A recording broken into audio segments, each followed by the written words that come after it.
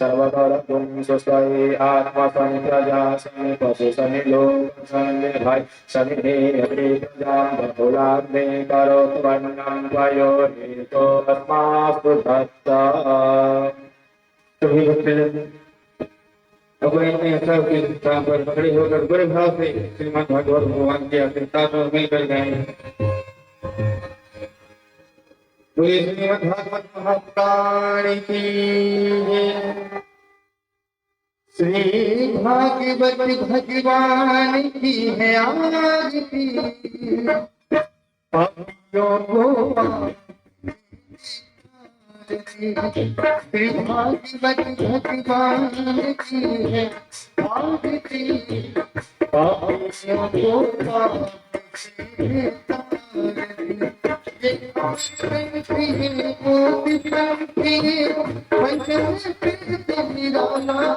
नबी ज्योति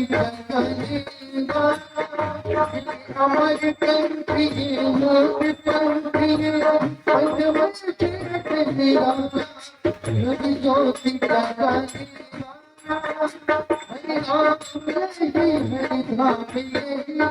हरि नाम यही हरि धाम यही जगती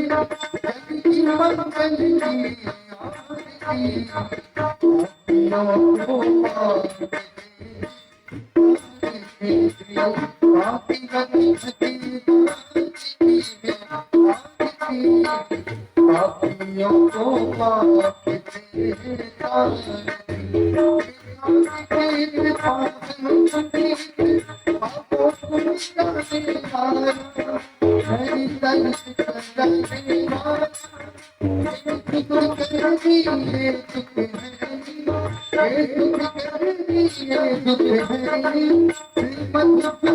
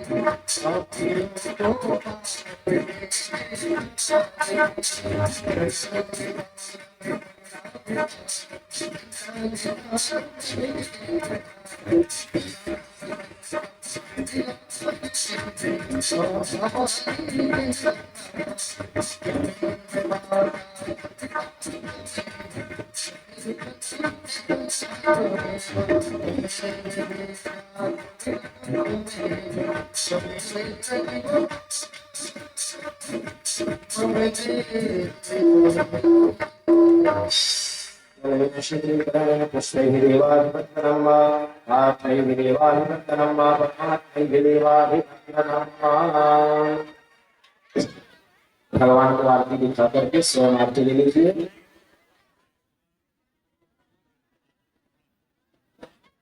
हाथ धुलाइए उनका, हाथ धुला करके अक्षत पुष्प लेकर के मंत्र पुष्पांजलि ले लीजिए।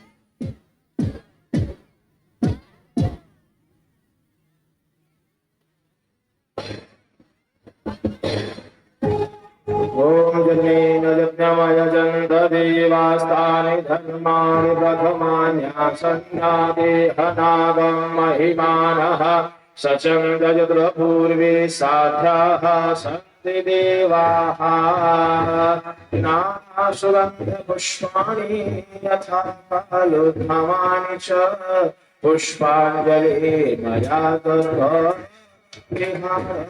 परमेश्वर पुराण पुरुषोत्तमाय मंत्र पुष्पांजलि समर्पयामि। प्रेम से बोलिए श्रीमद्भागवत महापुराण की जय, श्री बालकृष्ण भगवान की जय। परम मंगलमय श्रीमद्भागवत महापुराण का आज प्रथम दिवस है।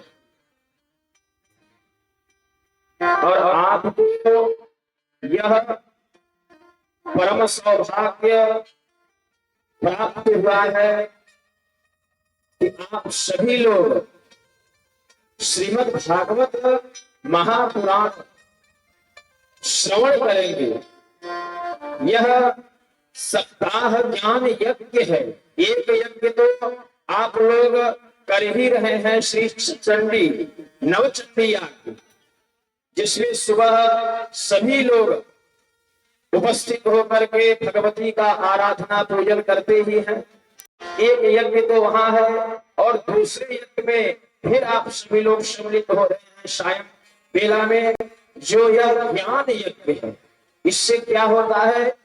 ज्ञान का वर्धन होता है, विवेक होता है, हमारे जीवन में कैसे रहना है ये जीवन जीने की कला हमें प्राप्त होता है।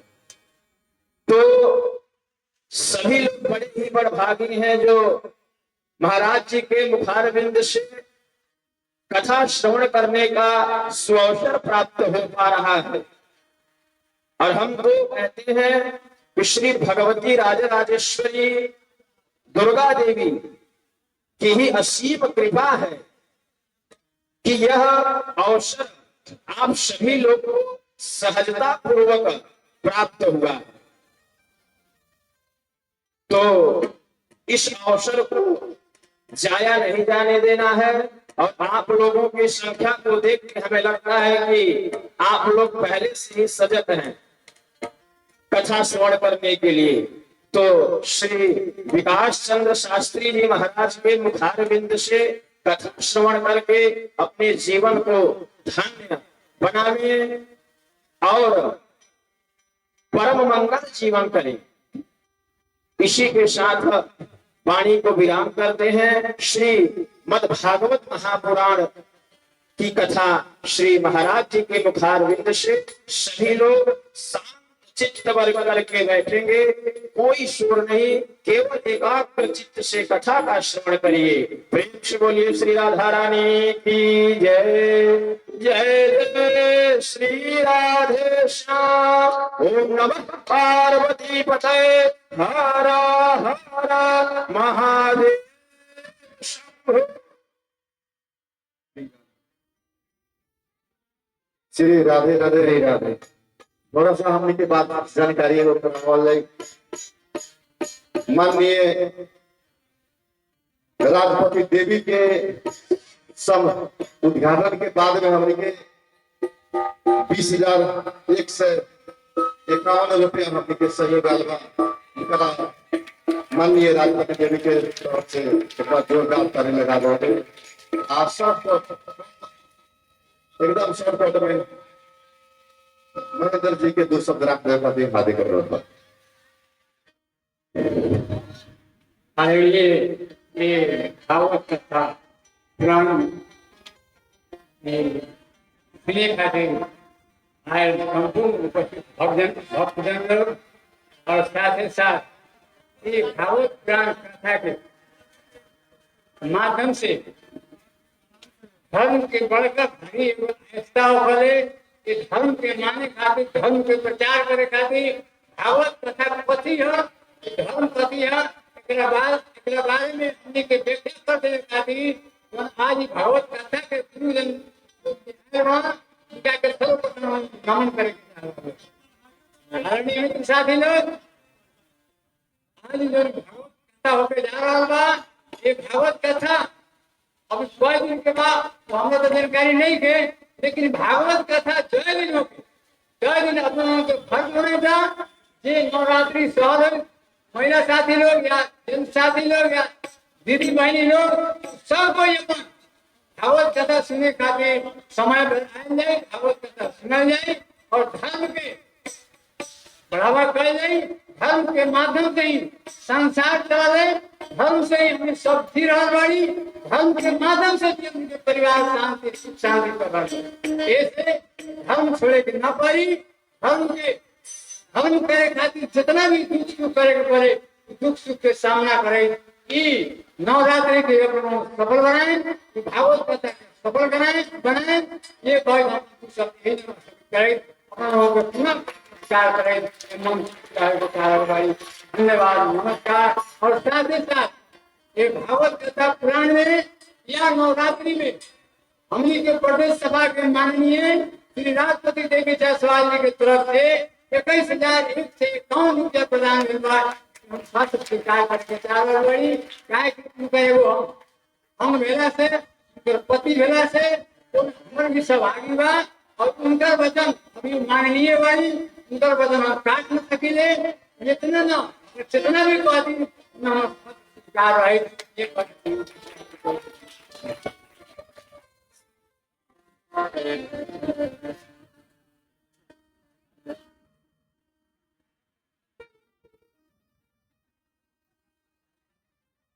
हरि ओम हरि ओम हरि ओम हरि ओम हरि ओम हरि ओम हरि ओम हरि ओम श्री राधे श्री राधे श्री राधे श्री राधे श्री राधे। प्रेम से बोलिए भक्तवत्सल भगवान की आनंद कंद भगवान की आनंद भगवान की बाबा पशुपतिनाथ की श्री गढ़ी मैया के श्री राजराजेश्वरी मैया की जय जय श्री राधे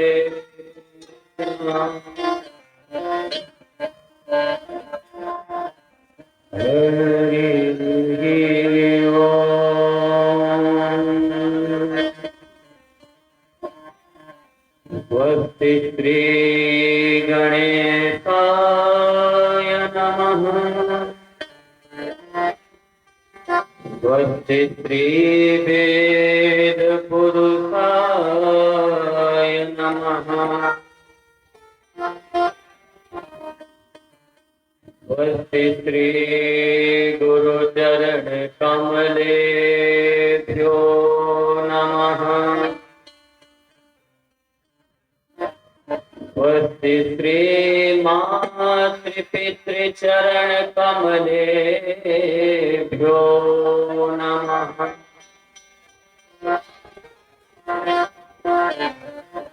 हरि ओम।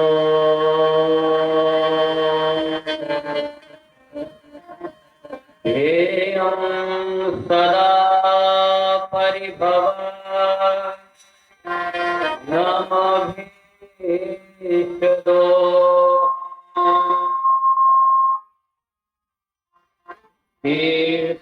तीर्थास्पदं शिवविनुतं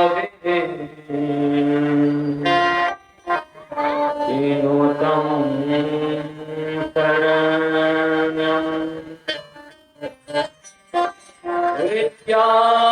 विद्यार्थिभां प्रणतपाल भवान्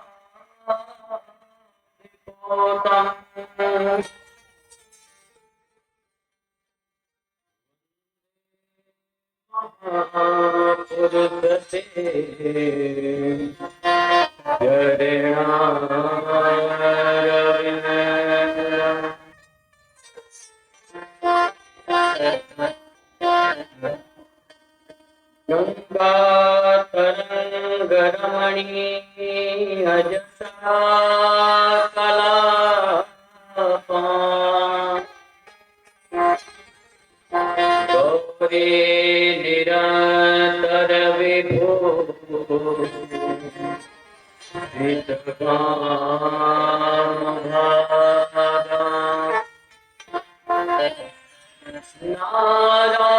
नारायण प्रियमदंग मदाहारा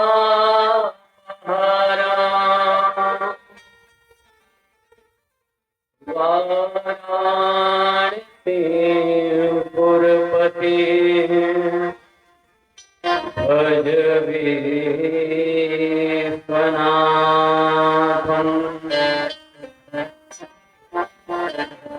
ब्रह्मा गुरुर्विष्णु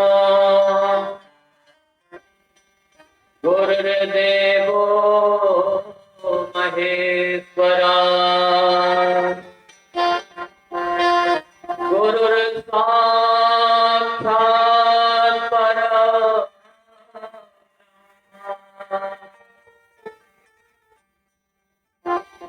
तस्मै गुरवे नमः।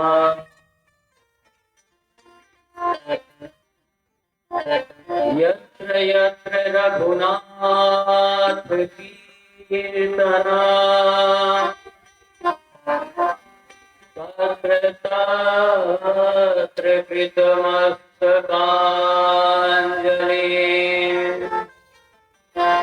उवास्पवारे परिपूर्णलोचना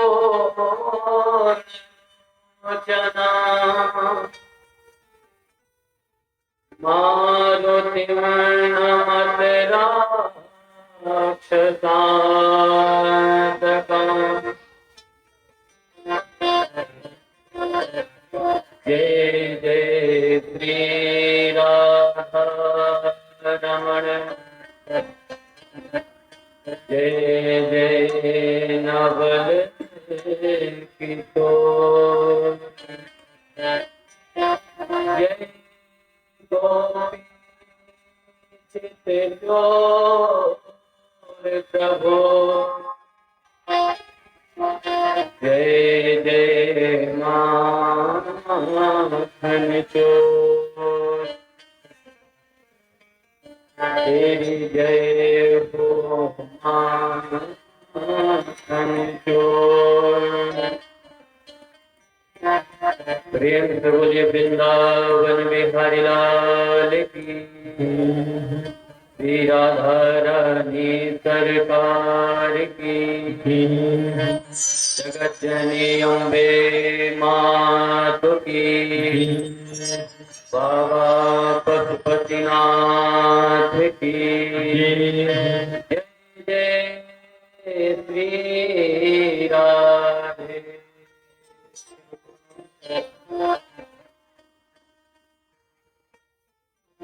प्यारे भक्तों, अपने मन वाणी अंतःकरण को पवित्र करने के लिए इस संसार के आसक्तियों से मन को कुछ क्षण हटा करके हम सभी बड़ी ही शांति के साथ भाव के साथ भगवान नाम संकीर्तन बड़े आनंद के साथ हम सभी करेंगे। प्रेम से बोले भक्त वत्सल भगवान की। हरे राम राम राम सीता राम राम राम राम राम राम सीता राम राम सीता राम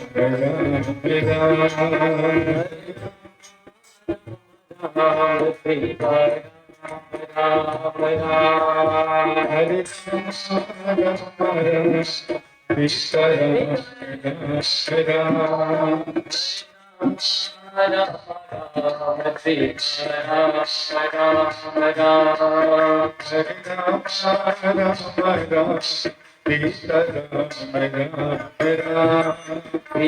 राम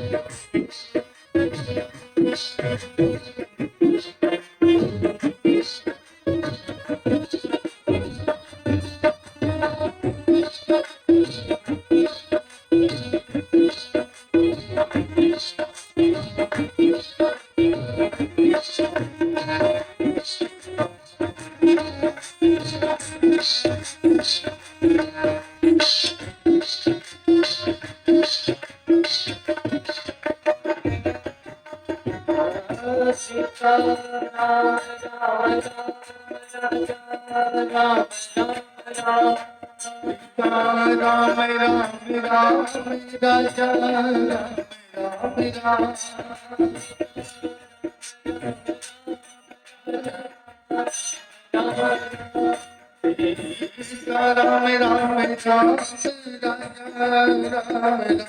राम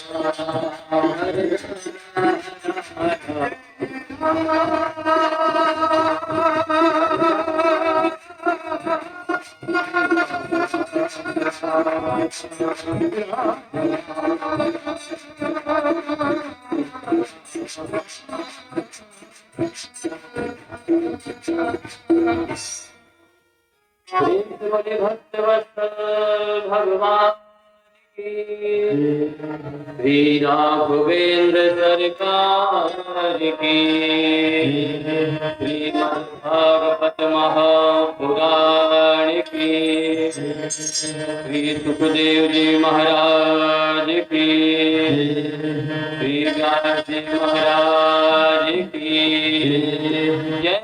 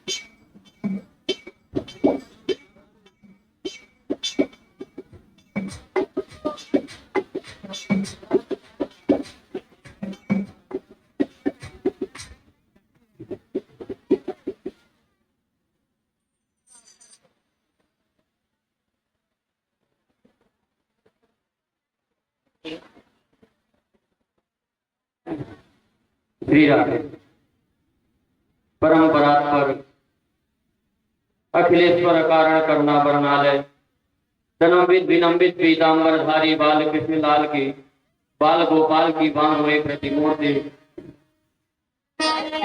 श्रीमद् भागवत महापुराण के पक्ष में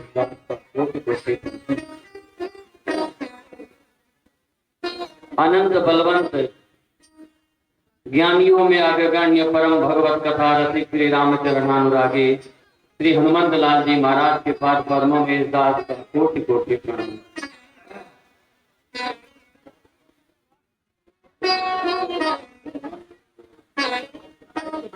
कथा पांडाल में विराजी स्नेह में भक्तिमती माताएं बहने बाल गोपाल स्वरूप छोटे छोटे बच्चे एवं धर्म प्राण बंधु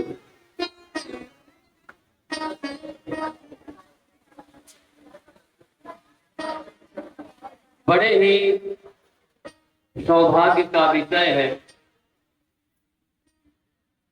कि हम सभी आज सप्ताह ज्ञान यज्ञ के परम मंगलमयी बेला में उपस्थित होकर के हम सभी भागवती गंगा में गोता लगाने का हम सबको अवसर प्राप्त हो रहा है।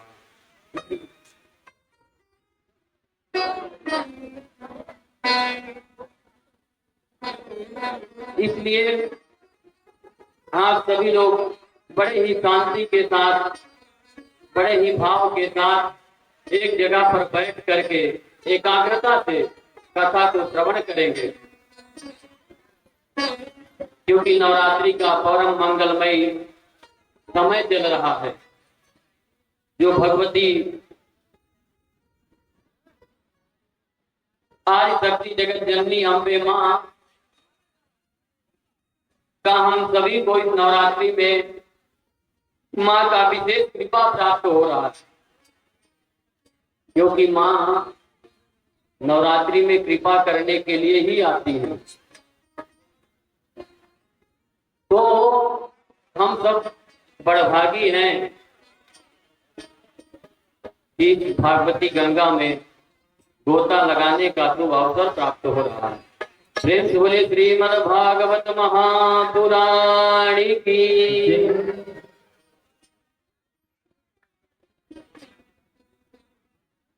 तो और ये कथा ऐसे प्राप्त नहीं होती है। तब महाराज बोले जब अनेक जन्मों के जब पुण्य पुंज अवतरित व प्रकट होते हैं तब हमें कथा श्रवण करने का शुभ अवसर प्राप्त होता है।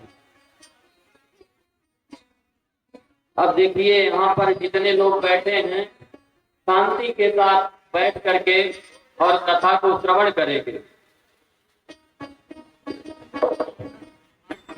श्री राधे। बड़े ही भाव के साथ बैठ करके कथा को श्रवण करेंगे। ये प्रेम से बोलो राधे राधे। एक बार जोर से बोलो मेरी माँ राधे राधे। तो आज हम सभी महात्म की कथा श्रवण करने के लिए उपस्थित हुए हैं। महात्म का मतलब होता है महिमा, और ये महिमा स्कंद पुराण गान कर रहे हैं। और क्योंकि महाराज जाने बिनु न होय प्रतीति, अब बिनु प्रतीति हो ही नहीं प्रीति। तो बगैर किसी को जब तक हम जानते नहीं हैं तो भाव पुष्ट नहीं होता है, और जब भाव पुष्ट नहीं होता है तो फिर प्रीति नहीं हो सकती है। तो इसलिए आज हम सभी जानने के लिए उपस्थित हुए हैं कि श्रीमद् भागवत श्रवण करने से क्या फल प्राप्त होगा और कैसे श्रवण करना चाहिए, और श्रवण करने करके जीवन में हमें क्या लाभ प्राप्त होगा। क्योंकि महाराज संसारिक जीव किसी से बगैर फायदे की बात भी नहीं करता है, तो कथा श्रवण करना तो दूर की बात है। तो इसलिए आज हम सभी महात्मा की कथा श्रवण करने के लिए उपस्थित हुए हैं। तो आइए हम सभी बड़े प्रेम से महात्मा की ओर चलते हैं। प्रेम से बोलो श्रीमद् भागवत महापुराण की। सच्चिदानंद रूपाय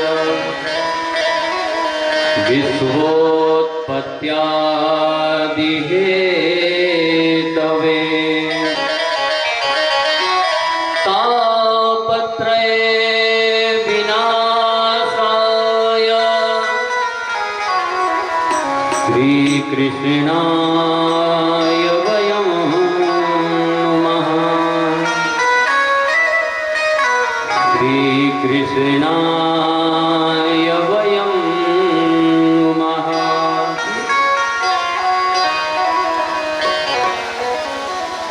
पहले श्लोक में भगवान के स्वरूप के बारे में बतलाया कि भगवान कैसे दिखते हैं। क्यों महाराज बोले पहले हम किसी के स्वरूप को जानते हैं, स्वरूप को देखते हैं, तब स्वरूप को देख करके सोचते हैं कि नहीं व्यक्ति अच्छा है, और तब जाकर के स्वभाव के बारे में सोचते हैं, है ना। तो भगवान का स्वरूप कैसा है? तो कहते हैं सच्चिदानंद रूपाय। भगवान सत घन चित घन आनंद घन है, सत्य स्वरूप है। सत्य का मतलब जो त्रिकालाबाधित सत्य है, जो पहले भी था, आज भी है, और हम सभी नहीं होते हैं तब भी वह परमात्मा की सत्ता विद्यमान होती है, तब भी वह परमात्मा रहता है, इसीलिए वो सत्य है। और चित, चित का मतलब होता है प्रकाश। अब देखिए, हम जैसे यहाँ पर कथा सुनने के लिए एकत्रित हुए हैं, तो हम सभी को बल्ब इत्यादि का ये जो भी यंत्र के द्वारा जो प्रकाश प्राप्त हो रहा है, इसकी आवश्यकता है। पर भगवान को किसी के प्रकाश की आवश्यकता नहीं है, अपितु भगवान स्वयं सबको प्रकाशित करते हैं। सूर्य और चंद्रमा का संतुलन बनाने वाले यही तो सच्चिदानंद परमात्मा हैं। और नहीं तो महाराज, सूर्य थोड़ा सा नीचे आ जाए और चंद्रमा थोड़ा सा और ऊपर चले जाएं, तो सूर्य के नीचे आने से क्या होगा? तो संसार महाराज जल करके भस्म हो जाएगा। हाँ, इस बार गर्मी में इतना टेम्परेचर बढ़ा कि वैज्ञानिकों ने कह दिया कि अगर 2-3 डिग्री और बढ़ता तो जो बाहर रखा कागज इत्यादि में आग पकड़ने लगता। इस प्रकार से गर्मी। और चंद्रमा अगर थोड़ा सा ऊपर चले जाएं तो ये संसार में बर्फ ही जम जाएगा। बोलो राधे राधे। तो भगवान चित स्वरूप है और आनंद स्वरूप है, क्योंकि जब प्रभु का जन्म होता है तो कहते हैं नंद घर आनंद भयो जय कन्हैया लाल की। ये नहीं कहते कि नंद घर लाला भय। क्यों? क्योंकि परमात्मा आनंद स्वरूप है। और सुखदेव जी भी कहते हैं कि नंद स्वात्मज उत्पन्ने जाता ह्लादो महामना। मूर्तिमान अहलाद का जन्म हुआ है। तो इसलिए परमात्मा कैसे हैं? आनंद स्वरूप हैं। अच्छा करते क्या हैं? तो विश्वोत्पत्त्यादि हेतवे, परमात्मा विश्व का पालन, सृजन और संहरण तीनों परमात्मा ही करते हैं। कैसे? वही परमात्मा ब्रह्मा बनकर के सृष्टि का सृजन करते हैं और वही परमात्मा विष्णु बनकर के पालन करते हैं और वही परमात्मा शिव बनकर के संसार का संहार करते हैं। तो परमात्मा विश्व की उत्पत्ति करते हैं। अच्छा महाराज, आपने बड़ा सुंदर रूप बताया और ये भी काम भी बड़ा सुंदर बताया। अब जरा ये बताओ कि उनके पास जाने से हमें क्या मिलेगा? कोई फायदा हो तब तो हम उनके शरण में जाएं।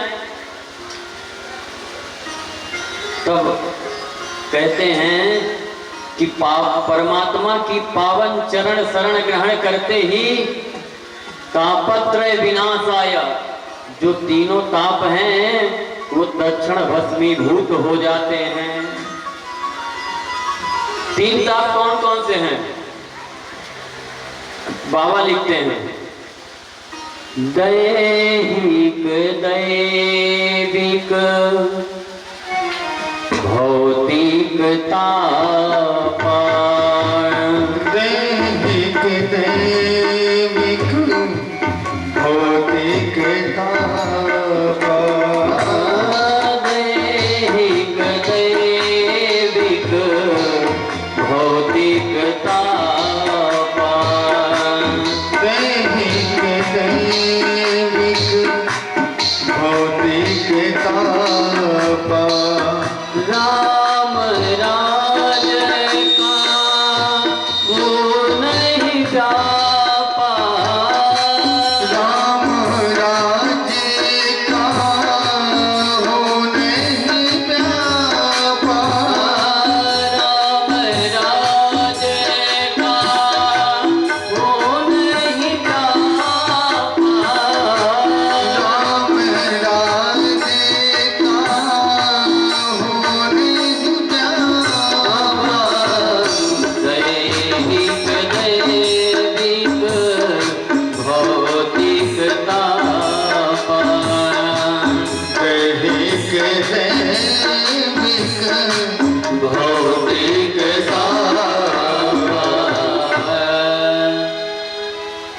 भगवान राघवेंद्र सरकार के राज्य में किसी को दैहिक, दैविक, भौतिक ये तीनों ताप, संताप, पाप प्रभावित नहीं करते थे। दैहिक ताप का मतलब होता है कि जैसे हमें शरीर में जैसे पता चला कि बुखार हो गया या बीमारी हो गई, उसे दैहिक ताप कहते हैं। और दैविक ताप कहते हैं कि महाराज फसल बहुत बढ़िया है, और जब काटने का समय आया तो जब काटने का सोचे कि परमात्मा ने ऐसी ओलावृष्टि करी कि एक भी फसल हाथ में नहीं आई, इसको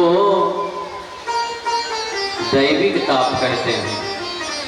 और भौतिक ताप उसे कहते हैं जो परमात्मा की बनाई सृष्टि में जैसे सांप, बिच्छू इत्यादि के दंश मारने से जो हमें कष्ट होता है, उसे भौतिक ताप कहते हैं। तो जब हम परमात्मा की पावन चरण शरण ग्रहण करते हैं तो तीनों ताप, पाप, संताप सब नष्ट हो जाते हैं, और ऐसे परमात्मा को हम सभी बारंबार प्रणाम करते हैं। प्रेम से बोले भक्त वत्सल भगवान की। आप लोग देखिए बैठी हैं और मुख से जयकारा भी नहीं निकल रहा है। देखिए जयकारा इसलिए लगवाया जाता है कि कथा में दो विघ्न बहुत आते हैं। कौन कौन से दो विघ्न आते हैं? एक ये जो मन है, मनीराम, कथा सुन रहे हैं, सुनते सुनते पता चला घर पहुंच गया, या तो बैठे हैं तो पता चला कि बैठे तो यहाँ हैं, पर पता चला कि काठमांडू पहुंच गया घूमने। मन तन से तो यही है, पर मन नहीं है तो कुछ समझ में नहीं आएगा। समझ में तो तभी आएगा जब तन के साथ मन भी यही रहेगा।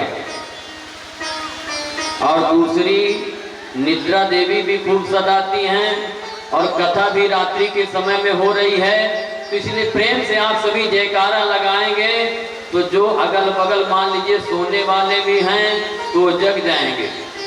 प्रेम से बोलो राधे राधे। तो इसलिए कथा में सोना नहीं है।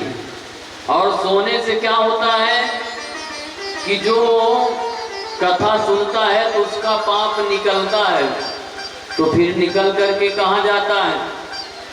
बोले जो कथा में आकर के सो जाता है उसी के सर पर जा करके बैठ जाता है।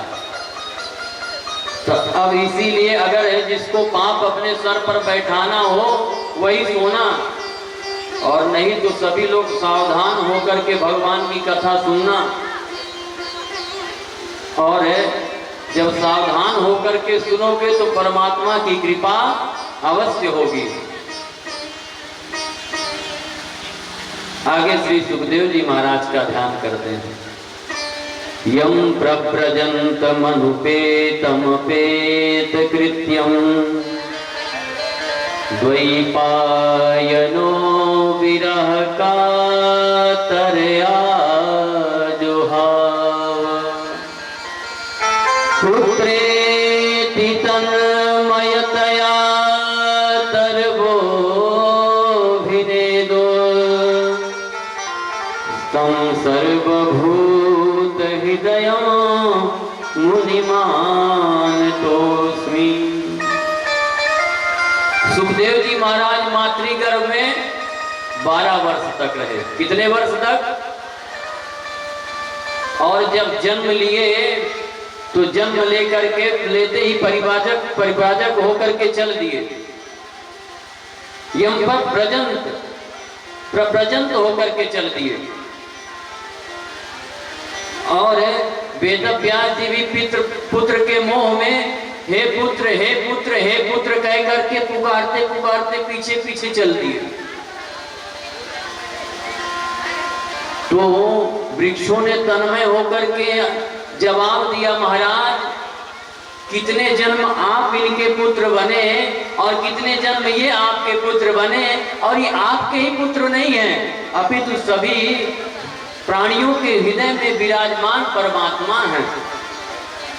इस प्रकार से वृक्षों ने आवाज दिया। समझाया वेदव्यास जी को। और अब आइए अपने मन को हम सभी नैमिषारण्य की ओर लेकर के चलते हैं, जहां पर सोनकादि 88,000 ऋषि विराजमान हैं। और सूत जी को विराजमान करके प्रश्न, बड़ा सुंदर प्रश्न किए, बड़ा सुंदर उनसे पूछते, कहते हैं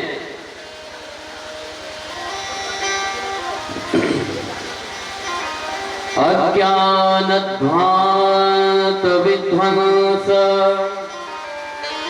कोटि सूर्य समप्रभा सूताख्या हि कथा सारम मम कर्ण रसायनम। सोनकादि ऋषि कहते हैं महाराज, हम लोगों के हृदय में घोर अंधकार व्याप्त है। अज्ञान, किसका अंधकार व्याप्त है? बोले अज्ञान का। अज्ञानध्वांत विध्वंस। और आपका ये जो ज्ञान है ना, ये करोड़ों सूर्य के समान है। तो इसलिए आप ऐसी कृपा करें कि जो हमारे हृदयगत जो अज्ञान रूपी अंधकार जो व्याप्त है, आप ऐसे ज्ञान का उदय करें जिससे समस्त अंधकार नष्ट हो जाए। क्योंकि त्रिभुवन इस संसार के अंधकार को नष्ट करने में भुवन भास्कर सूर्य भगवान समर्थवान हैं। पर किसी के अगर हृदयगत अंधकार को सूर्य भगवान भी दूर नहीं कर सकते हैं, वो तो आप जैसे समर्थ सद्गुरु ही जब कृपा करते हैं तब जा करके हृदयगत अंधकार नष्ट होता है। इसलिए आप हमें ऐसी कथा सुनाएं कि जो मम कर्ण रसायनम, जो मेरे कानों को प्रिय लगे, रुचिकर लगे। क्योंकि महाराज इह घोरे कलौ प्रायो जीवस्यासुरतांगतः, ये कलयुगी जीव ऐसा हो गया है कि जिसकी बुद्धि आसुरी प्रवृत्ति की हो गई है। मार काट में ही इसकी वृत्ति बन गई है और मैथुन और मदिरा में ही इसको मन लगने लगा है। इसलिए आप ऐसी कथा सुनाइए। क्योंकि महाराज ये जो कलयुग प्राणी, जो कलयुग के कलुषित प्राणी हैं, उन्हें भगवंत कथा न रुचि होगी इन्हें, नहीं शास्त्र की बात पे ध्यान करेंगे, पढ़ेंगे अंग्रेजी कहाएंगे साहब, होटल में मदपान करेंगे।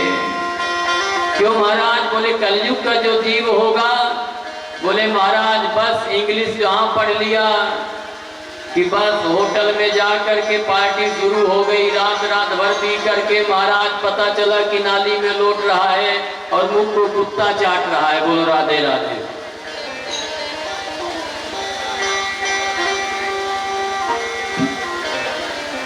ऐसी स्थिति है। क्यों? बोले अंग्रेजी का जमाना चल रहा था। मैं कोई अंग्रेजी का विरोध नहीं कर रहा हूं,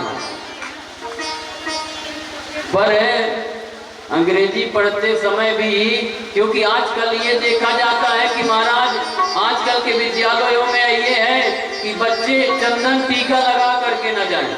हाँ, ऐसे कॉन्वेंट स्कूलों में आजकल हो गया है कि बच्चों को कह दिया जाता है टीका लगा करके जाता है तो कहते नहीं नहीं टीका लगा करके कल से मत आना।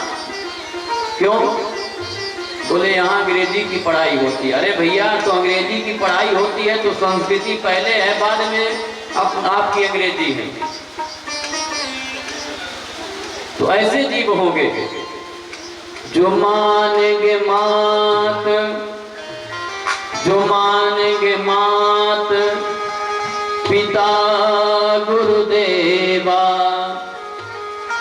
साधुवन से करवावेंगे सेवा, जिनके यहाँ चरण भवानी, तेहि जानहु निश्चर सम प्राणी। भगवान शंकर कहते हैं कि कलयुग का प्राणी ऐसा होगा जो माता पिता को भी नहीं मानेगा, मानेंगे न मात पिता गुरुदेवा। अब भैया जब माता पिता को नहीं मानेगा तो गुरु और भगवान को कैसे मानेगा? क्यों? क्योंकि अगर किसी से पूछा जाए कि क्या आपने ब्रह्मा विष्णु महेश को देखा है क्या, तो लोग कहेंगे कि नहीं महाराज देखा तो नहीं है। पर आज मैं आपको दिखाने का प्रयास करता हूं। ब्रह्मा क्या करते हैं? अभी कुछ देर पहले बताया था, क्या करते हैं? हाँ, सृष्टि करते हैं। तो हमारे लिए सबसे पहली ब्रह्मा मेरी कौन है? मेरी माँ है, जिसने मुझे जन्म दिया है। और जब उस माँ को हम ब्रह्मा के स्वरूप देखेंगे तब भगवान की कृपा होगी और तब हम जाकर के उन परम पिता ब्रह्मा जी को जान पाएंगे। क्यों? क्योंकि महाराज घर में माता का तिरस्कार करो और ले जाकर के खूब भगवान पर जल डालो, भगवान प्रसन्न होने वाले नहीं हैं। भगवती का खूब आराधना करो, वो तो जगत जननी है, करुणामयी है, वो तो सब जानती है कि जो घर में माँ बैठी है उसका तुम तिरस्कार कर रहे हो, उसका अपमान कर रहे हो और यहाँ आकर के वस्त्र चढ़ा रहे हो और प्रार्थना कर रहे हो, किस लिए? ताकि कृपा बनी रहे। तो जो माँ घर में बैठी है उसकी कृपा तो तुम ले नहीं पा रहे हो। तो माँ जगत जननी तो सब जानती है। क्योंकि किसी ने बड़ा सुंदर कहा है कि माना कि मैं मोतियों में सेठानी मोती हूँ। जगत जननी माँ कहती है कि माना कि मैं मोतियों में सेठानी मोती हूँ। सेठानी यानी बड़ी मोती हूँ। माना कि मैं मोतियों में सेठानी मोती हूँ, पर जो घर में बैठी है उससे मैं बहुत बहुत बहुत छोटी हूँ। तो सबसे पहले अगर कोई ब्रह्मा हमारे लिए है तो मेरी माँ सबसे पहले ब्रह्मा। और दूसरे विष्णु क्या करते हैं? पालन करते हैं। अब देखिए, ध्यान से सुनेंगे तभी समझ में आएगा। तो विष्णु क्या करते हैं? पालन करते हैं। तो हमारे लिए सबसे पहले मेरे पिता ही विष्णु हैं, जो अपने जीवन की खुशियों को काट करके और हमारे जीवन में जोड़ने का काम करते हैं। इसीलिए सबसे पहले अगर कोई ब्रह्मा है तो मेरे लिए मेरे पिता ही सबसे पहले। अगर कोई विष्णु है तो मेरे पिता ही मेरे लिए विष्णु हैं, जो मेरा पालन कर रहे हैं। हो सकता है कि अपने लिए वस्त्र ना ले पाए, ना लें, पर अपने बालक के लिए सबसे पहले ला करके देते हैं। तो पिता भी तो पालन करने का काम करता है। और तीसरे नंबर पर आते हैं शिव। शिव क्या करते हैं? संहार करते हैं। तो जब हम सभी कुसंगति में आते हैं, जब हमारी जीवन में जब कुसंग का प्रभाव होता है तो हम नष्ट हो जाने लगते हैं।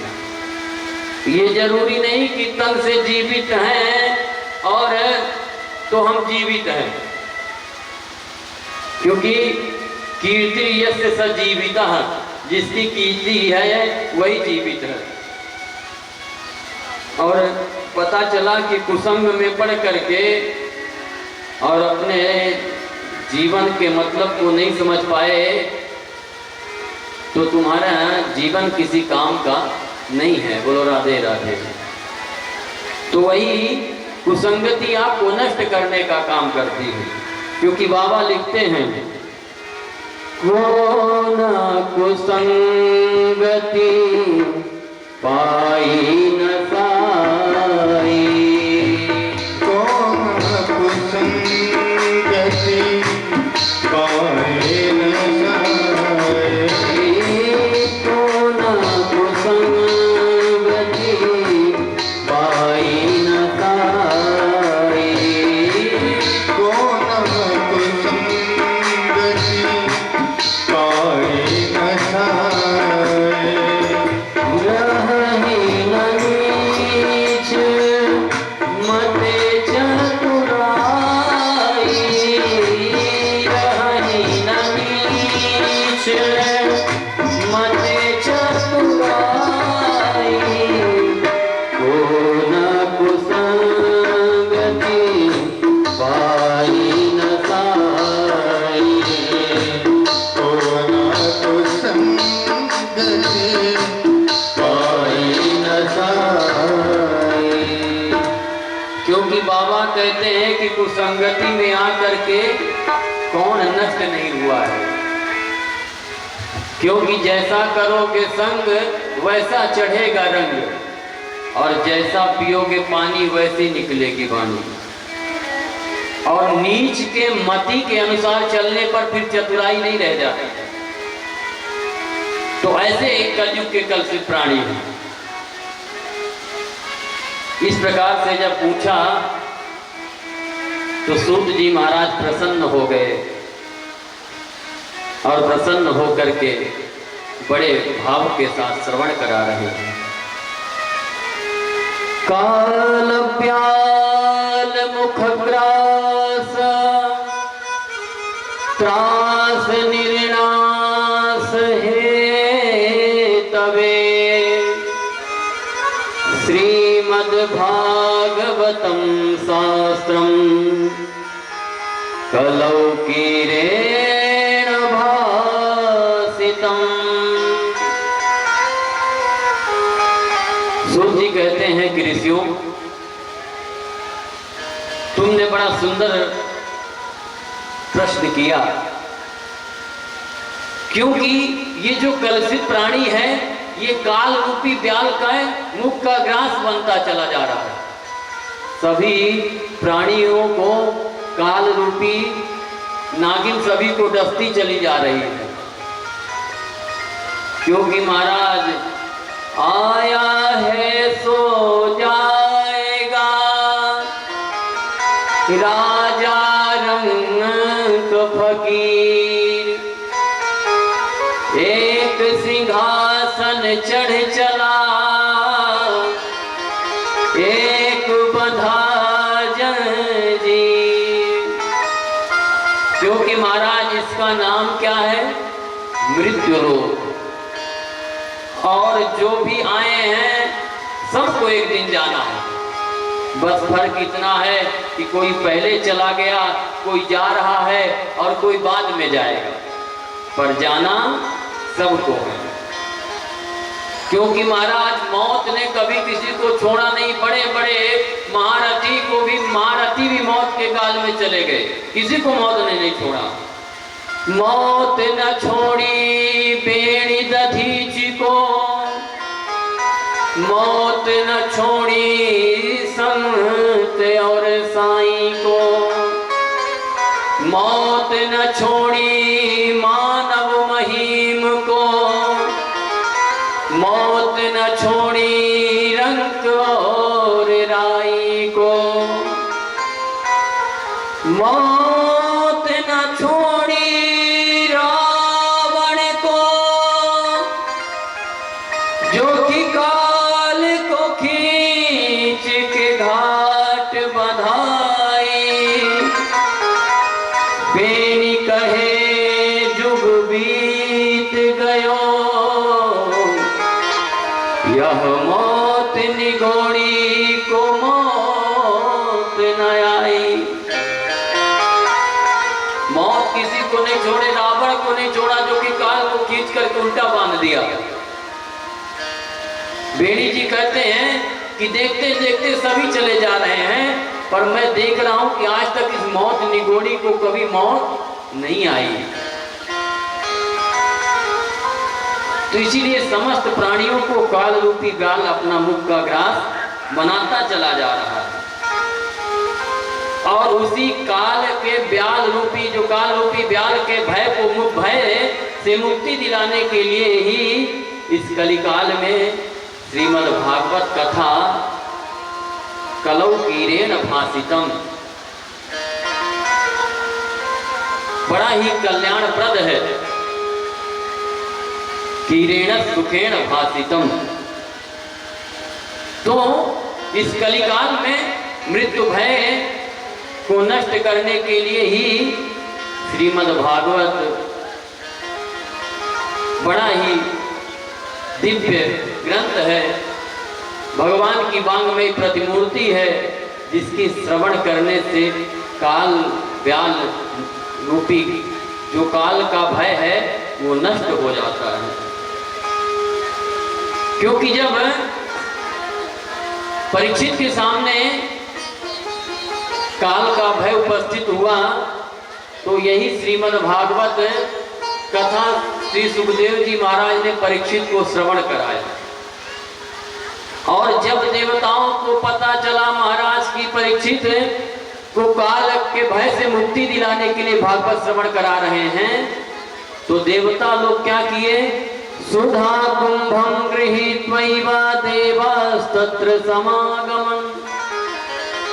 देवताओं को पता चला तो देवता लोग अमृत का कलश लेकर के आए और बोले लीजिए महाराज, अमृत का कलश लेकर के आया हूं, आप लीजिए, ये परीक्षित जी को पिला दीजिए, परीक्षित जी का काल भय नष्ट हो जाएगा। और बदले में जो आप परीक्षित जी को भागवत कथा श्रवण कराने जा रहे हैं, वो श्रीमद् भागवत कथा आप हमें श्रवण कराइए। एवं विनिमये जाते सुधाराज्ञो प्रपीयताम् प्रपास्यामो वयं सर्वे श्रीमद् भागवतामृतम्। तो वह भागवत रूपी कथा आप हमें श्रवण कराएं। देखिए सभी लोग अपनी जगह पर बैठ करके बड़े प्रेम के साथ श्रवण करेंगे, क्योंकि महाराज ये समय बार बार नहीं आएगा। बड़े ही अथक परिश्रम और भगवान की कृपा से ही यह सत्संग श्रवण करने को हमें अवसर प्राप्त होता है। तो इसलिए देखिए, जीवन भर सोना तो जीवन भर है, खाना जीवन भर है, पर कथा जीवन भर श्रवण करने को नहीं मिलेगी। और पता चले महाराज कि अभी ऑर्केस्ट्रा वालों का डांस होता तो लोग किनारे से झांक झांक करके देखते और रात भर महाराज सोते नहीं। क्यों? क्योंकि महाराज विषयों का सेवन करने की आदत इतनी हो गई है कि भगवान की कथा उससे व्यक्ति को भगवान की कथा में रुचि इसलिए नहीं हो पा रही है। क्यों? क्योंकि भगवान तभी भक्त के हृदय में विराजमान होते हैं जब देखते हैं कि भक्त का हृदय निर्मल है, तभी भगवान आकर के हृदय में विराजमान होते हैं। और कहीं आकर के देखे कि काम क्रोध मद लोभ बैठाया है तो भगवान आकर भी चले जाते हैं। तो इसलिए आप सभी लोग बैठ करके बड़े प्रेम के साथ श्रवण करेंगे, तभी श्रवण कराने में आनंद आएगा। क्योंकि जब श्रोता तब वक्ता, और नहीं अगर श्रोता सोता तो वक्ता बतकता। बोलो राधे राधे। अब देखिए आप लोग बैठे हैं और जब कहते हैं कि राधे राधे बोलिए तो महाराज आवाजें नहीं निकल पाती आप लोगों से। अभी नवरात्रि का दूसरा दिन चल रहा है, अभी तो इतना जल्दी आप लोगों को तो हरासमेंट नहीं हुआ होगा कि व्रत चल रहा महाराज, थोड़ा धीरे धीरे। अरे अभी दूसरा दिन है, थोड़ा जोर से बोलो राधे राधे।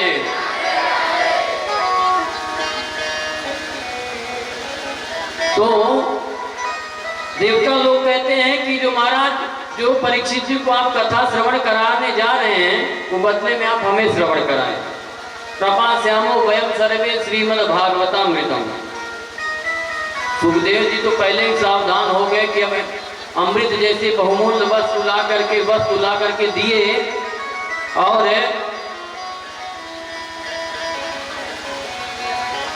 कोई इतनी बहुमूल्य वस्तु तो ऐसे देता नहीं है। पर जब देवताओं ने कहा कि ये बात बदले में भागवत कथामृत श्री राधा हमें श्रवण कराए, तब सुखदेव जी महाराज को बड़ी जोर से हंसी आई और देवताओं से कहते हैं कि देवताओं, क्व स्वधा क्व कथा लोके क्व कांच क्व मणि महान। सुखदेव जी कहते हैं कि अरे कहाँ तुम्हारा कांच का टुकड़ा, कहाँ मेरा ये भागवत की कथा, और कहाँ तुम्हारा जो ये अमृत कांच का टुकड़ा। क्व सुधा क्व कथा लोके, कहाँ कथा और कहाँ तुम्हारा ये अमृत कांच का टुकड़ा। क्व कांचक क्व मणि महान। इस प्रकार से सुखदेव जी ने विचार किया और विचार करके बड़े जोर से सुखदेव जी महाराज ने हंसा।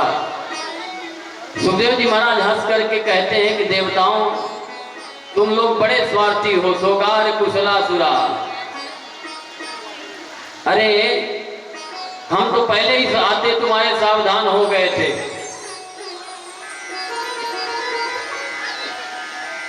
इस प्रकार से सुखदेव जी महाराज ने देवताओं को भागवत कथामृत दिया नहीं, अपितु अभक्तास्तांश विज्ञाय न ददौ स कथामृतम,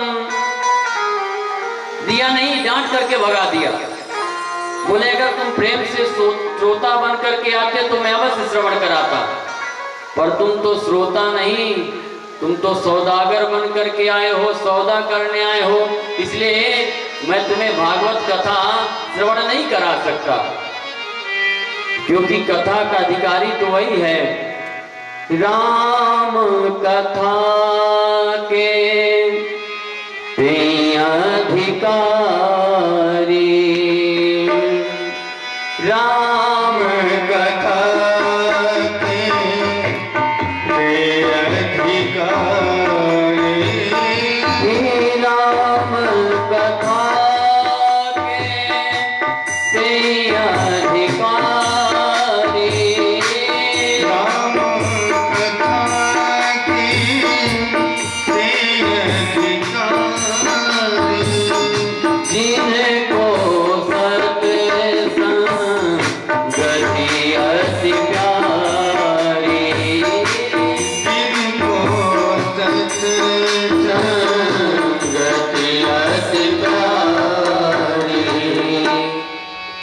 क्योंकि कथा का सच्चा अधिकारी वही है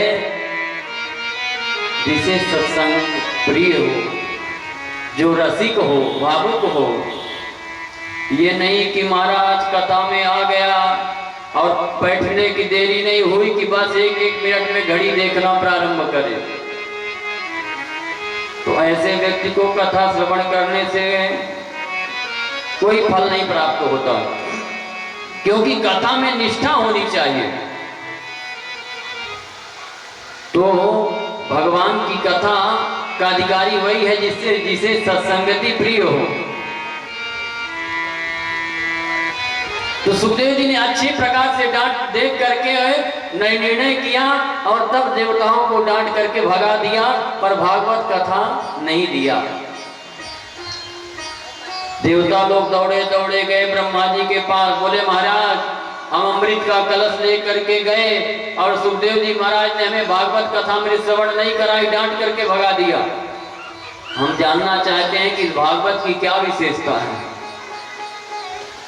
ब्रह्मा जी ने कहा कि 7 दिन के बाद देखो कि 7वें दिन से परीक्षित की स्थिति क्या होती है कथा श्रवण करने के बाद। तो जब 7वें दिन देखा कि राज्यो मोक्षम तथा वीक्षम पुराधाता विस्मिता, तो जब 7वें दिन परीक्षित को मोक्ष प्राप्त करते देखा तो धाता अपि विस्मिता, ब्रह्मा जी भी आश्चर्यचकित हो गए कि वाह महाराज, भागवत की ये विशेषता कि श्रवण करने से लोग मुक्त हो जाते हैं।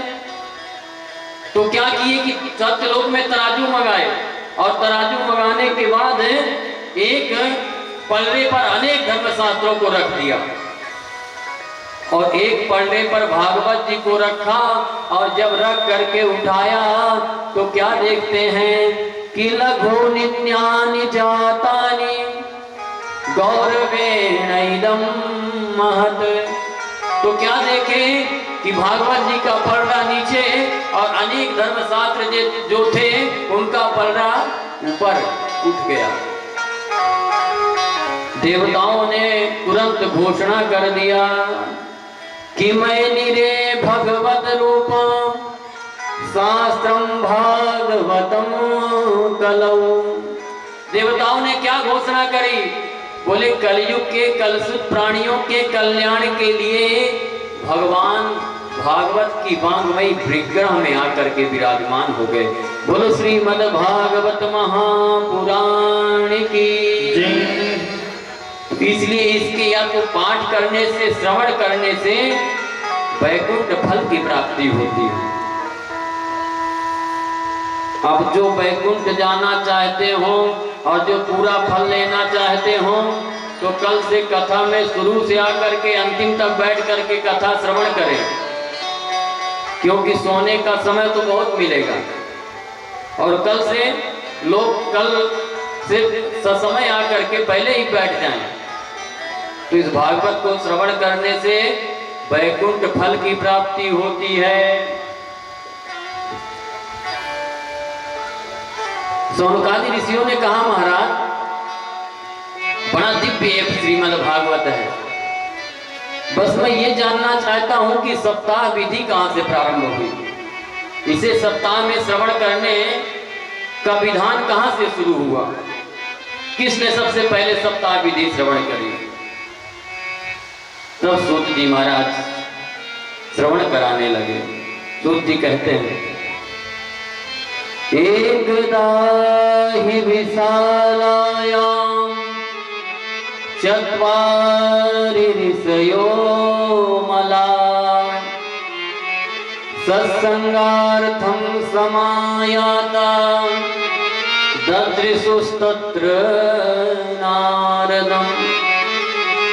एक बार सनकादिक चारों भाई सत्संग की इच्छा से विचरण कर रहे थे, घूम रहे थे कि अचानक ददृशु नारद जी को आते देखा। तो नारद जी को देख करके प्रसन्न हो गए। क्यों? क्योंकि जब कोई भगवत रसिक संत मिलता है तो प्रसन्न हो जाते हैं कि आज कुछ ना कुछ भगवत चर्चा जरूर होगी, आज कुछ भगवान की कथा श्रवण करने को मिलेगी। तो इस प्रकार से सनकादिक प्रसन्न हो गए। पर क्या देखे कि नारद जी आ रहे हैं, तो नारद जी को देखे कि नारद जी का मुख बिल्कुल लटका हुआ दिखाई दे रहा है, मुख कमल बिल्कुल लटका हुआ है। तो सनकादिकों ने पूछा कि भैया क्या बात है, आपका तो मुख देख करके ऐसे लग रहा है जैसे गत वित्तो यथा जनः, जैसे महान कृपण का कोई सर्वस्व धन छीन लिया हो, उस प्रकार से आपका मुख लटका हुआ है। क्या बात है, आप मुख इस प्रकार से क्यों लटकाए हुए हैं? और आप ये जा कहां रहे थे और कहां से भागे भागे आ रहे हैं, इस प्रकार से पूछा। और महाराज आप जैसे संतों का एक ही परम धन है जिसे ना कोई चुरा सकता न ले सकता, और वो धन क्या है? हमारे ब्रज के संत लोग बड़े भाव से गाते हैं, हमारो धन राधा श्री राधा श्री राधा, हमारो धन राधा श्री राधा श्री राधा, हमारो धन राधा श्री राधा श्री राधा, हमारो धन राधा श्री राधा श्री राधा, सुभान कुमारी राधा राधा राधा राधा राधा।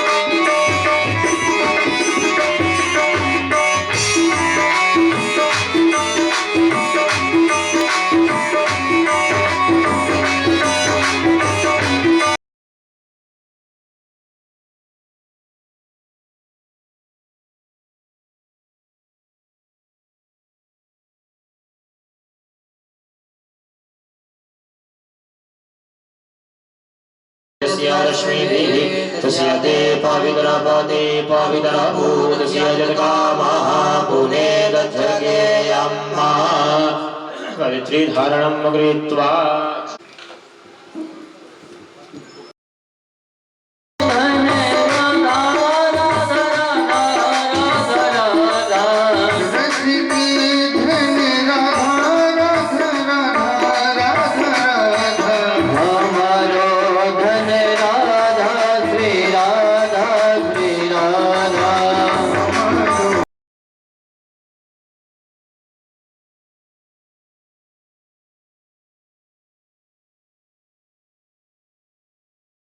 सीधा करवा दीजिए।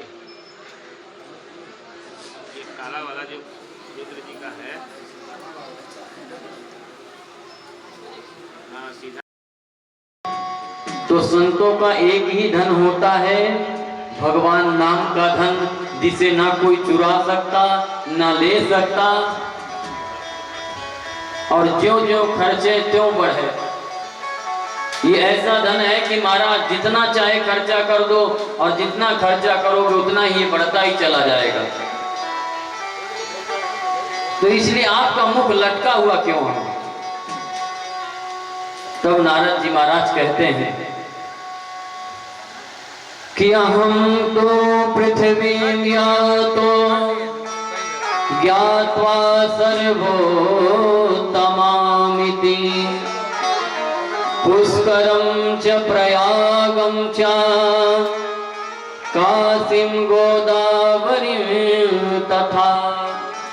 नारद जी कहते हैं भैया, मैं सत्संग की इच्छा से मृत्युलोक को सर्वश्रेष्ठ मान करके आया, और आया मृत्युलोक पर, तो मैं जाकर के अनेक तीर्थों को घूम डाला।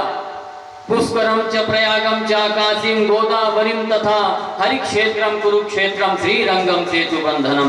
अनेक क्षेत्रों पर गया, पर कहीं भी मेरे मन को शांति नहीं मिली। क्या देखा कि सत्यम नास्ति तपः शौचम दया दानम न विद्यते। देख रहा हूं कि सत्य नहीं बचा, तप भी धीरे धीरे चला जा रहा है, शौचाचार लुप्त होता चला जा रहा है। क्यों? क्योंकि महाराज अब ऐसा समय आ गया है कि हम लोग इतने आंगल बनते चले जा रहे हैं कि शौचाचार भी नष्ट होता चला जा रहा है, कि कैसे नहाना चाहिए, कैसे हाथ धुलना चाहिए, कैसे पवित्रता से रहना चाहिए, ये सब भी धीरे धीरे नष्ट होता चला जा रहा है। और उदरम बहनों जीवा, सभी पेट भरने के लिए झूठ बोलने लगे, कूटभाषी हो गए। तो मैंने सोचा कि चलो संतों के यहाँ देख लेता हूँ। तो संतों के यहाँ जाकर के क्या देखा कि पाखंड निरता संता विरक्ता सपरिग्रह। संतों के यहाँ जाकर के देखा तो संत भी पाखंड परायण होते चले जा रहे हैं। पाखंड का मतलब क्या होता है? पापस से खंडा या सा पाखंड, जो पाप का एक खंड है, भाग, उसी को पाखंड कहते हैं। तो संतों की महाराज परिभाषा ही बदल गई। बोले महाराज ये बंगला किसका है? बोले त्यागी बाबा का, जो सब कुछ त्याग करके बैठे हैं। बोले ये बच्चे किसके जा रहे हैं? बोले ब्रह्मचारी जी महाराज के, जो ब्रह्मचर्य लिए बैठे हैं। अच्छा महाराज इतना शोर कहाँ हो रहा है? बोले मौनी बाबा के आश्रम में, जो मौन लेकर के बैठे हैं। इस प्रकार से स्थिति देखी तो सोचे कि चलो छोड़ो, गृहस्थों के यहाँ चल करके देख लेता हूँ। तो गृहस्थों के यहाँ भी आकर के विडंबना देखे। क्या विडंबना देखी कि तरुणी प्रभुता गे है श्याल को बुद्धिदायक, कन्या विक्रयणो लोभात दंपति नाम चकल कनम। क्या देखे महाराज कि देवी जी जो कहती हैं घर में वही होता है। पत्नी जो कहे पति वही करता है। और पता चले कि कोई बड़ा भारी काम हो तो पता चले कि महाराज कुछ सलाह लेना है, किससे पूछें? तो ये होता है कि हमारे भैया हमारे मायके में है ना, उनको बुलाओ, जो वो कहेंगे वही होगा। सियाल को बुद्धिदाय कहा, तो साले साहब आते हैं और जो बताते हैं वही होता है, क्योंकि महाराज कलयुग में उनका दूसरा नाम बुद्धिदायक है। वो आकर के जैसा बताते हैं वैसा ही होता है। और हमारे ब्रज में एक कहावत है कि घर बिगाड़े आरोर, घर में ज्यादा अलमारी कर दो घर बिगड़ जाएगा, ज्यादा अलमारी काट दो। और रिश्ता बिगाड़े सालों, और साले साहब से अगर परामर्श लेने लगो तो रिश्ता बिगड़ जाता है। बोलो राधे राधे। बीच बीच में आप लोग भी बोल लिया करो, तो रिश्ता बिगड़ जाता है। और गजब की बात तो ये है महाराज कि इतना सब कुछ होने के बाद भी दंपति नाम चकल कनम, पति पत्नी में खूब महाभारत होते हैं, खूब लोग आपस में झगड़ा करते हैं। और बेटा बेटियों का शादी नहीं, कन्या विक्रयणों लो बात। अब तो महाराज कन्याओं का विक्रय होने लगा है। जहाँ सौदा पट जाए वहीं पर विवाह फिक्स हो जाता है। पहले लोगों से पूछा जाता था क्यों महाराज समधी क्यों बन रहे हो, तो उसका अर्थ बताते थे कि सम माने बराबर, धी माने बुद्धि, जहाँ बुद्धि मिल जाए वही समधी होता था। पर अब आज पूछा जाए कि क्यों महाराज समधी क्यों बन रहे हो, तो बोले मतलब तो नहीं पता, पर इतना जरूर जानता हूँ कि बस मतलब के लिए ही समधी बन रहा हूँ। बोले महाराज मोटा माल मिल रहा है इसलिए तो समधी बन रहा हूँ। बोलो राधे राधे। तो इस प्रकार से स्थिति देखा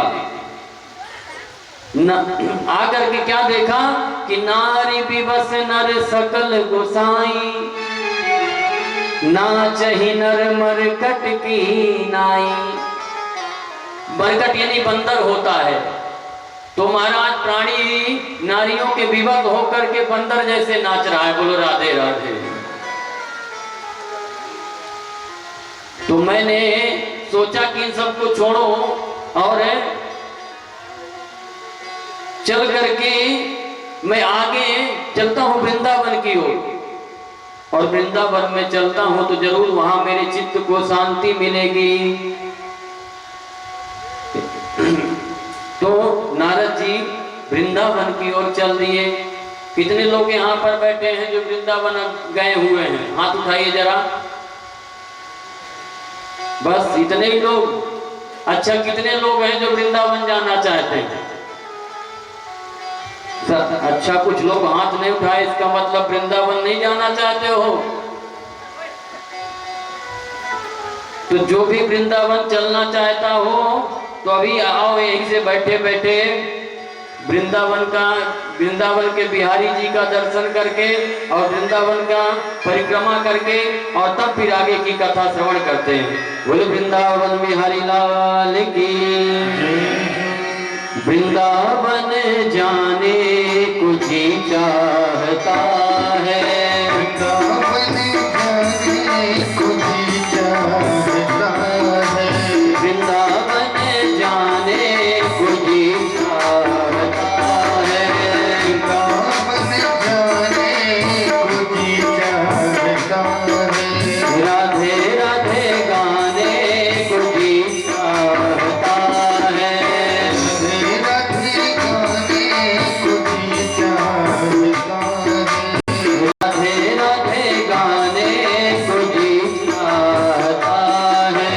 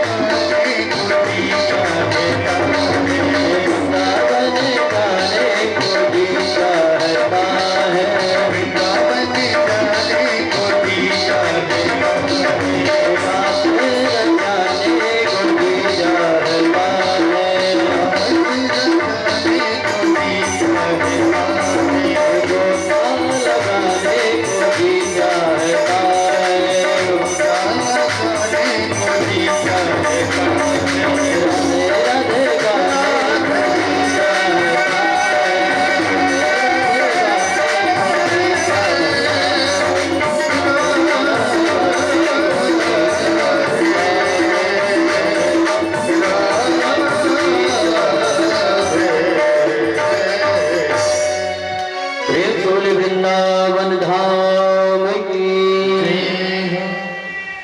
श्री बिहारी जी महाराज की। तो नारद जी कहते हैं कि मैं वृंदावन की ओर प्रस्थान किया और वृंदावन में आया तो एक आश्चर्य देखा। क्या देखा? एक तरुणी नवयुवती बैठी है और उसके सामने दो वृद्ध लेटे हुए हैं और कई देवियां पंखा झड़ रही हैं, कोई जल का सिंचन कर रही हैं।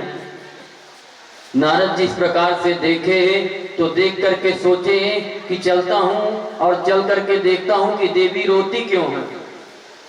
तो देवियों को जो रोते हुए देखा, बोलो राधे राधे। सभी लोग शांति के साथ बैठे रहें।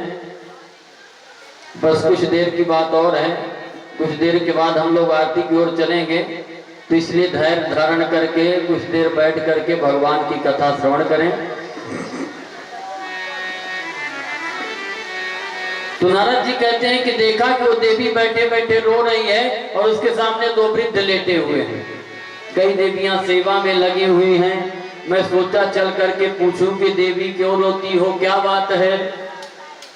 पर कुछ देर दूर तक नारद जी कहते हैं मैं गया और जा करके जैसे ही मैं कुछ दूर तक गया, पर मन में विचार किया कि यहाँ देवियों का ही समुदाय बैठा, स्त्रियां ही हैं। और मैं जा करके कहीं पूछा कि क्यों देवी, क्या बात है, क्यों रोती हो।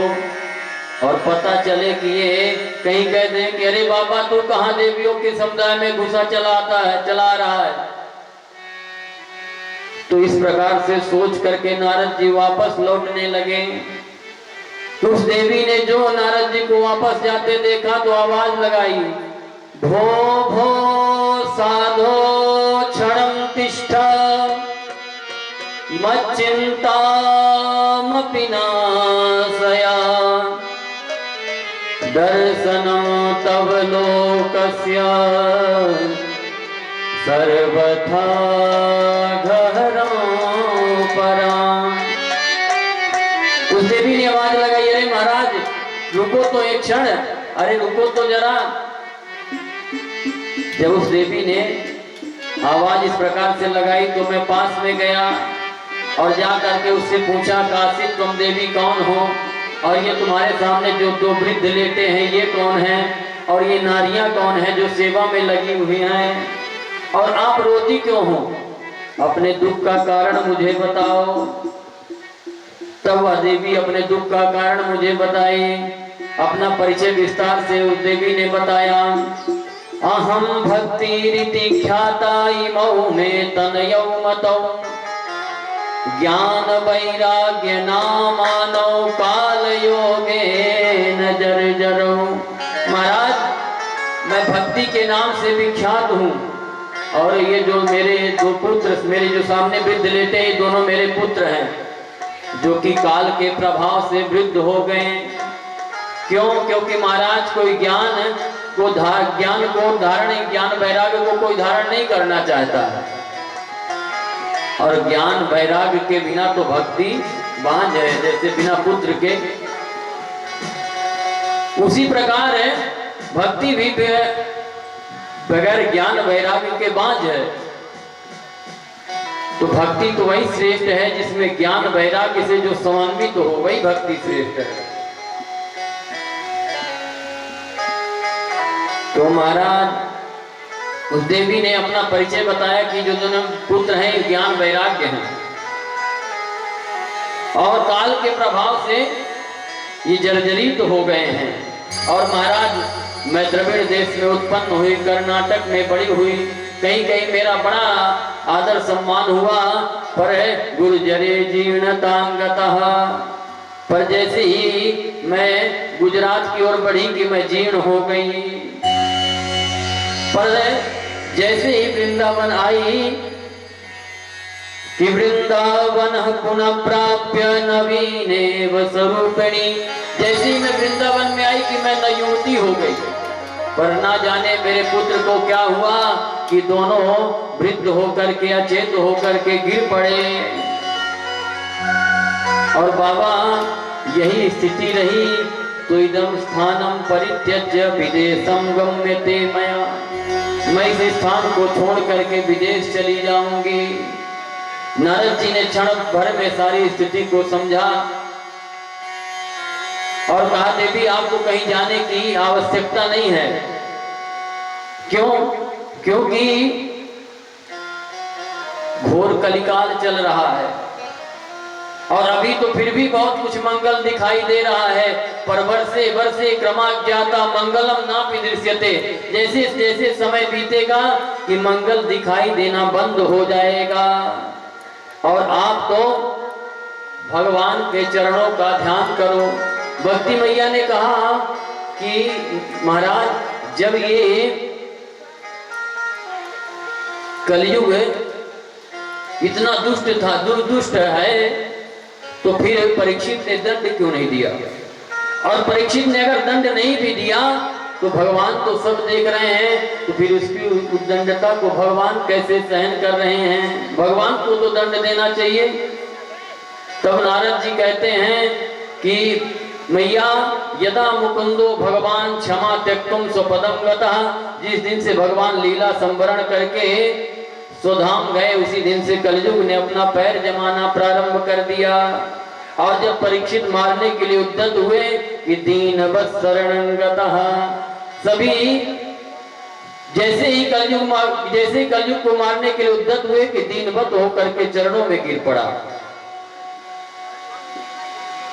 और परीक्षित ने पूछा कि क्यों भैया तुम्हारे अंदर गुण क्या कितने हैं? तो उसने बताया सरकार मेरे अंदर एक बहुत बड़ा गुण है। क्या? बोले जो अन्य युग में जो योग समाधि तपस्या से जो फल नहीं मिलता था वह इस कलिकाल में केवल भगवान नाम संकीर्तन से प्राप्त हो जाता है। इस प्रकार से दिव्य भगवान नाम की महिमा को नारद जी बता रहे हैं, श्रवण करा रहे हैं। और इस कलिकाल में भगवान नाम की बड़ी ही महत्वता है, क्योंकि बाबा लिखते हैं कलियुग केवल नाम आधारा, कलियुग केवल नाम आधारा, कलियुग केवल नाम आधारा, कलियुग केवल नाम आधारा। सुमिर सुमिर नर उतरहि पारा, सुमिर सुमिर नर उतरहि पारा।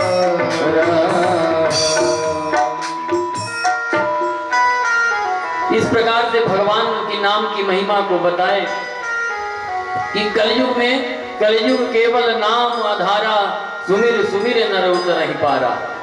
जो फल अन्य युगों में तपस्या योग समाधि के द्वारा फल की प्राप्ति जो होती थी वह इस कलिकाल में केवल भगवान नाम संकीर्तन से प्राप्त हो जाती है। इस प्रकार से जब भक्ति मैया ने दिव्य भगवान नाम संकीर्तन की महिमा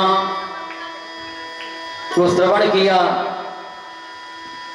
तो भक्ति मैया ने मुक्त कंठ नारद जी के महिमा का गान किया है। महाराज जयति जगति मायां यस्य काया ध्रुवस्ते,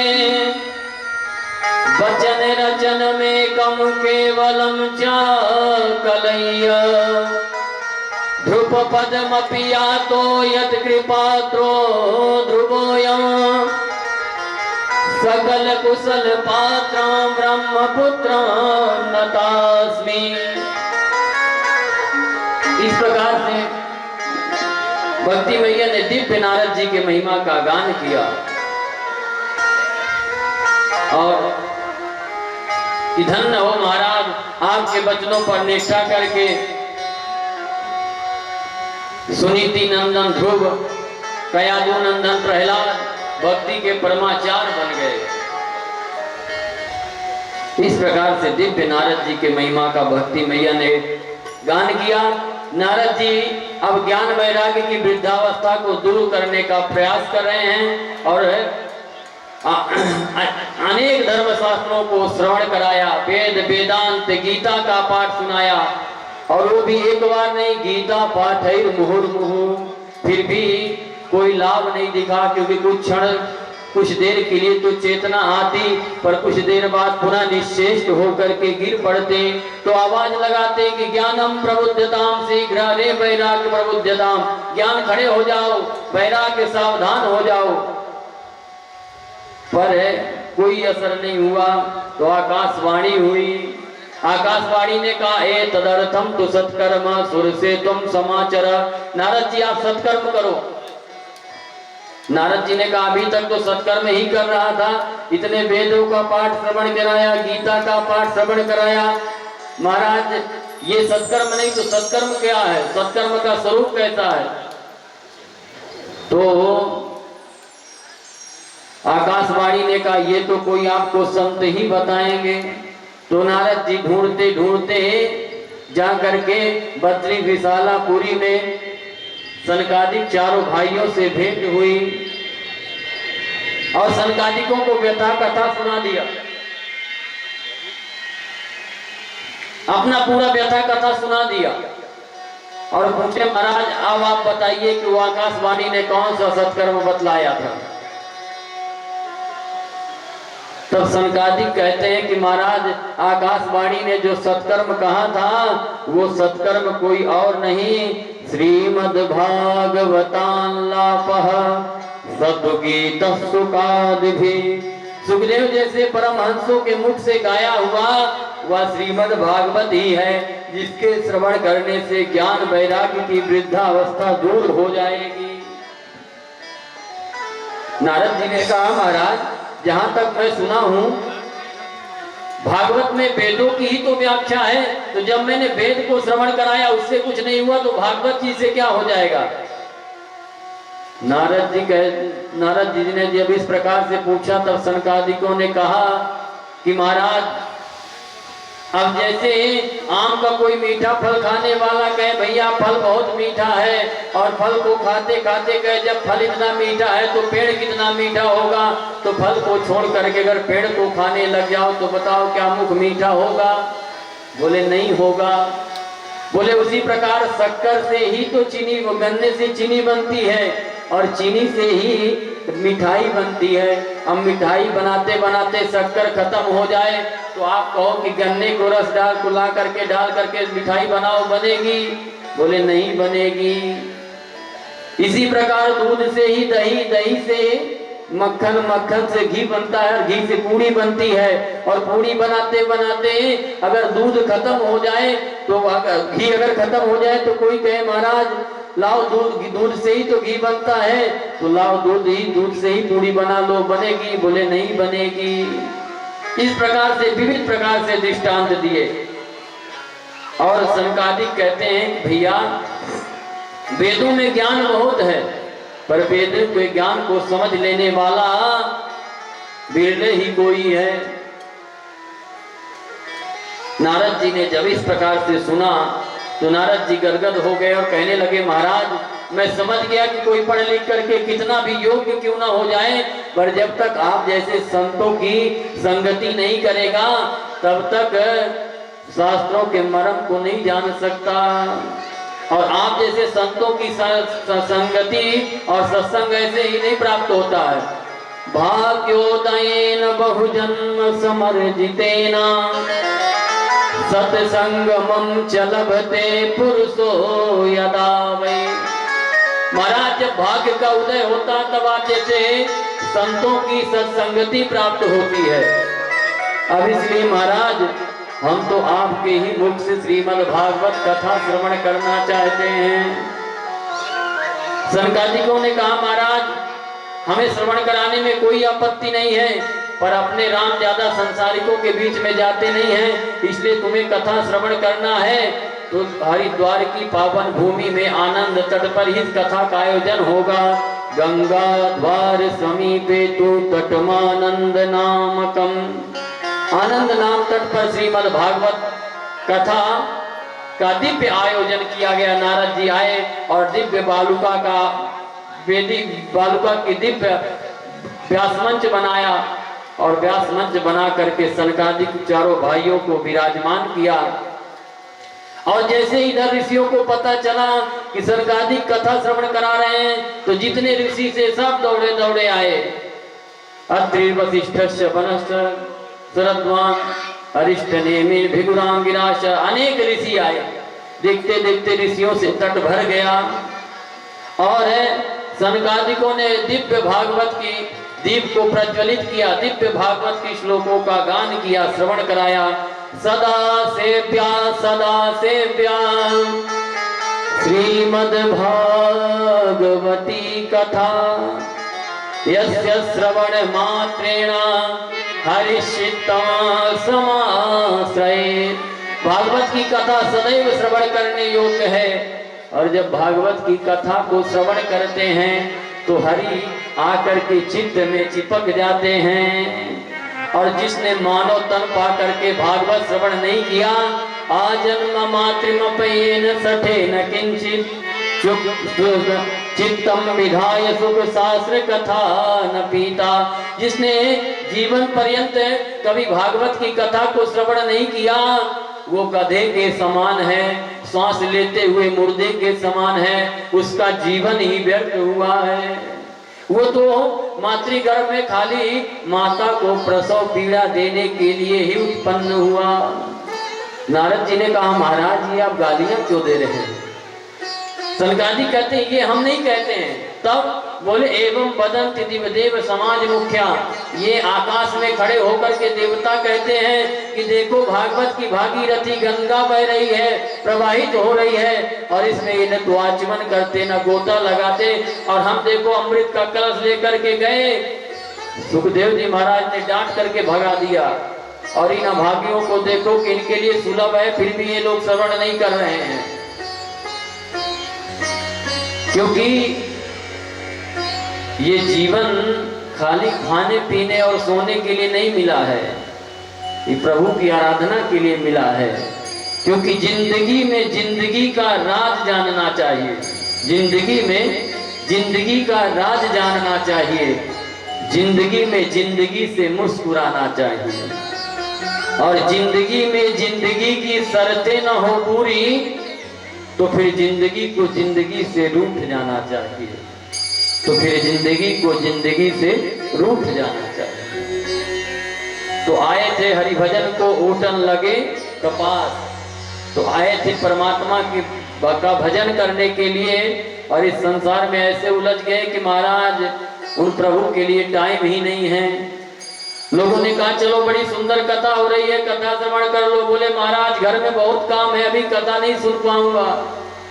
तो गृह कारज नाना जंजाला, घर में तो अनेक काम, जीवन भर जब तक सांस चलेगी तब तक घर गृहस्थी से फुर्सत नहीं मिलेगी। और इसी बीच में अगर बैठ करके भजन कर लिए, पूजन कर लिए तो जीवन मंगलमय बन गया। और अगर भजन पूजन नहीं कर पाए तो फिर 84 का चक्कर लगाना पड़ेगा। इसलिए भगवान की कृपा है कि हमें कथा श्रवण करने का शुभ अवसर प्राप्त हो रहा है। इसीलिए सभी को बड़े ध्यान पूर्वक श्रवण करना चाहिए। इस प्रकार से दिव्य भागवत की महिमा का गान कर रहे थे कि भक्ति महारानी अपने पुत्र के साथ नवयौवन संपन्न होकर के प्रकट होकर के था थैया करके नाचने लगी। भक्ति सुतौ तौ तरुणौ गृहीत्वा प्रेमैक रूपा सहसा विरासे श्री कृष्ण गोविंद हरे मुरारे नाथेति नामानि मुह बदंती। भक्ति मैया ने प्रकट होकर के दिव्य ताता थैया करके नाचते हुए भगवान नाम संकीर्तन में सम्मिलित हो रही हैं, सम्मिलित हैं। आइए हम सभी भी भगवान नाम संकीर्तन का आश्रय लेते हुए आरती की ओर चलेंगे। श्री कृष्ण गोविंद हरे मुरारे, हे नाथ नारायण वासुदेवा।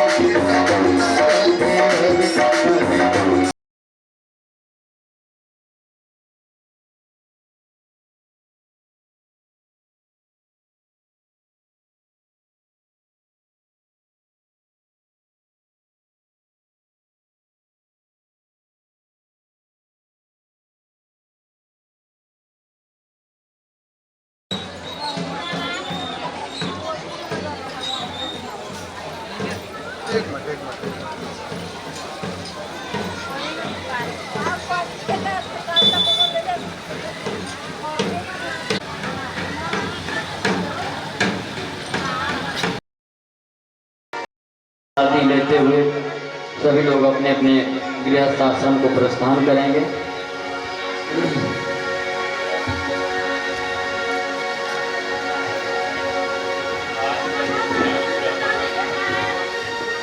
ओम जगुं हविः प्रजननं मे यशोदशरीरगुं सर्वगणगुं स्वस्तये आत्मसनि प्रजा सनि बहुजनि लोक सनि भय सनि बहुला मे करोत्वन्नं भयो एको यस्मात् सुधत्ता। श्रीपति बिहारी तेरी आरती गाऊं, श्रीपति बिहारी तेरी आरती गाऊं, आरती गाऊं प्यारे आपको मनाऊं, आरती गाऊं प्यारे आपको मनाऊं, वृंदावन बिहारी तेरी आरती गाऊं, वृंदावन बिहारी तेरी